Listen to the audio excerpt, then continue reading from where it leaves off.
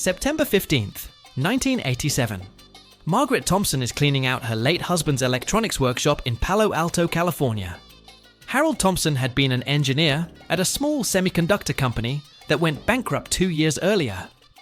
Among the dusty equipment and forgotten projects, she finds something unusual. A small black device, roughly the size of a modern smartphone, with a dark screen and no visible buttons. No manufacturer label. No serial number. Just a single word etched into the metal casing. Prototype. The device is priced at $12 during the estate sale. A local electronics hobbyist named David Chen purchases it, thinking it might be an early calculator or testing instrument.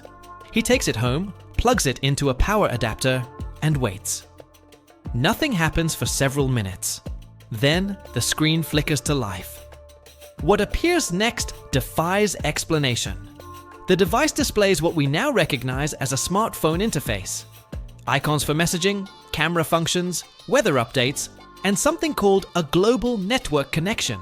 This is 1987. The first commercial mobile phone had just been released that same year, weighing 2 pounds and capable only of voice calls. David immediately contacts the computer science department at the local university. Within hours, 3 professors are examining the device in their laboratory. What they discover challenges everything they understand about technological development. The internal components are impossible to explain. Circuit boards contain microprocessors that wouldn't be invented for another 15 years. The display technology matches nothing in their databases. Most disturbing, the device's memory banks contain over 4 gigabytes of storage space, when the most advanced computers of 1987 could barely handle 16 megabytes. But the real mystery lies in the software. The operating system responds to touch commands with fluid precision. It connects to radio frequencies that weren't allocated for civilian use until 1995. The weather application provides accurate forecasts for locations around the globe, updating in real time through some unknown data source. The camera function proves most unsettling. It captures images with resolution and clarity that surpasses professional photography equipment costing hundreds of thousands of dollars. More disturbing are the photographs already stored in the device's memory. Pictures of city skylines that wouldn't exist for decades. Images of people wearing clothing styles that hadn't been invented yet. Technology in use that was still in theoretical stages. One photograph, dated internally as taken on March 3rd, 1986, shows a busy street scene with electric vehicles, digital billboards, and pedestrians carrying devices identical to the one being examined. The location data indicates San Francisco, but the San Francisco in the image looks nothing like the city in 1987. The research team spends 3 weeks analyzing every component, every line of code, every stored file. Their conclusion is unanimous and terrifying. This technology is at least 25 years ahead of anything that existed in 1987. Yet carbon dating of the components suggests they were manufactured in the early 1980s. The initial theory involves military origin. Perhaps this is a classified project, a prototype developed in secret by defense contractors with access to advanced research. But inquiries to government agencies yield nothing. No department claims knowledge of the device. No contractor has records of its development. The second theory considers corporate espionage. Maybe this is stolen technology from a Japanese or European company working on next-generation devices.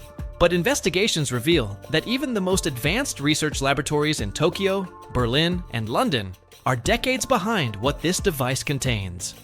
The research team contacts colleagues at major universities across the country. Each institution examines detailed photographs and specifications of the device. Their responses are identical. This technology should not exist. Some suggest the device is an elaborate hoax, a modern invention disguised to look older.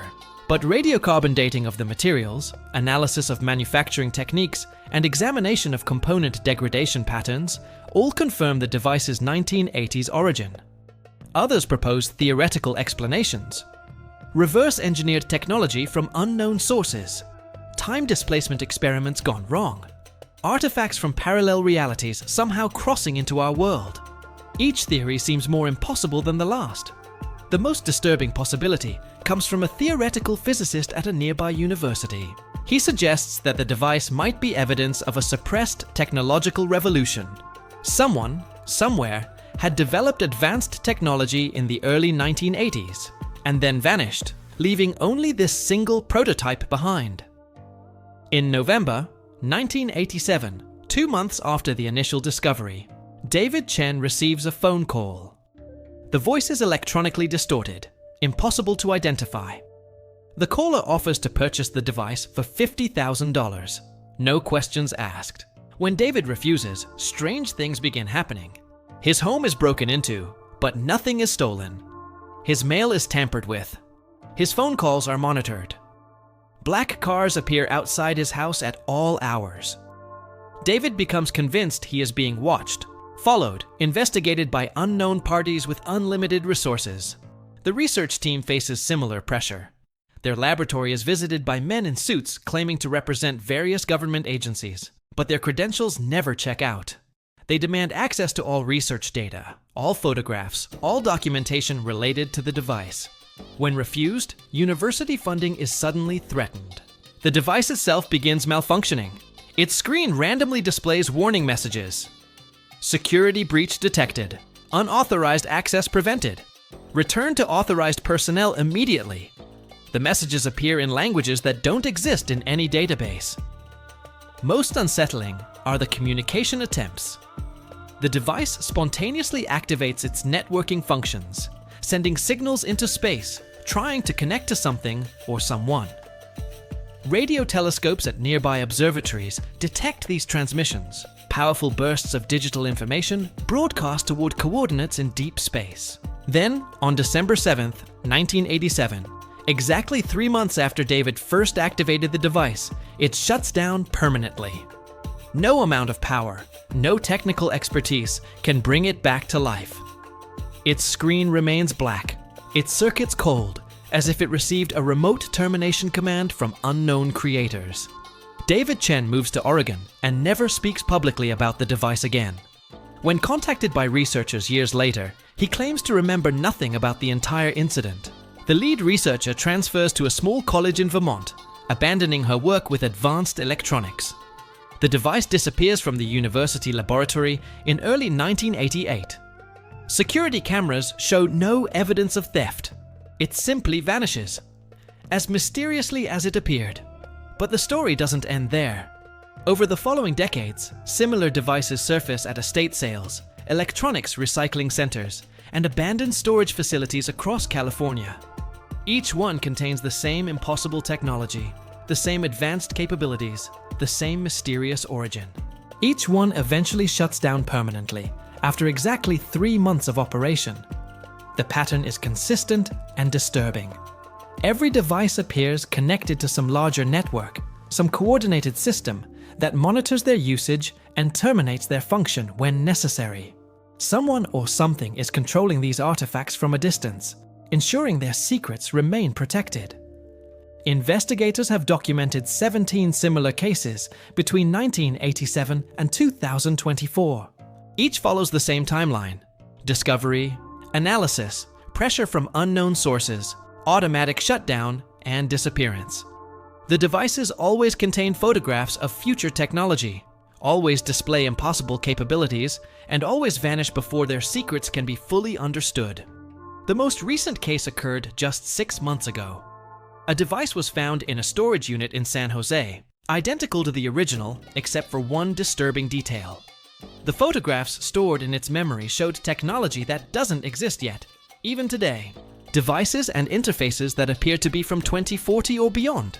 This suggests that whoever is creating these prototypes is still active, still developing technology decades ahead of our current capabilities, still monitoring our progress, and still ensuring that their advanced knowledge remains hidden. Some researchers believe the devices are tests, ways of measuring our technological development and understanding. Others think they're warnings, glimpses of a future we're not yet ready to handle. A few suggest they're recruitment tools, ways of identifying individuals capable of understanding advanced concepts. The truth remains elusive. The identity of the creators is unknown. Their purpose is unclear. Their current location is unconfirmed. But questions persist in the shadows of Silicon Valley. Did Harold Thompson stumble upon evidence of a secret technological civilization? Was he silenced for his discovery? And most disturbing of all, are they still watching? Still monitoring? Still distributing their impossible devices to unsuspecting buyers? The investigation continues. Somewhere, in a workshop or laboratory hidden from public view, the next chapter of this mystery is being written. The next device is being prepared. The next test subject is being selected. The timeline of human technological development may not be what we think it is. Someone has been ahead of us all along, watching from the shadows, occasionally dropping hints of what's possible when the barriers of conventional thinking are removed. The devices serve as proof that our understanding of technological progress is incomplete. That somewhere, beyond our current knowledge, advanced civilizations or individuals possess capabilities we can barely comprehend. Each device that appears and disappears leaves behind more questions than answers. Each investigation leads to more mysteries than solutions. Each discovery suggests that the world of technology contains secrets we're not yet prepared to understand. The pattern will likely continue. More devices will surface. More investigators will be puzzled. More evidence will vanish. And somewhere, in the margins between what we know and what's possible, the creators of these impossible technologies continue their work, always one step ahead, always just beyond our reach. The story of the 1987 device remains unsolved. The mystery deepens with each passing year. And in the quiet moments between discovery and understanding, we're left to wonder. What other impossible technologies are waiting to be found?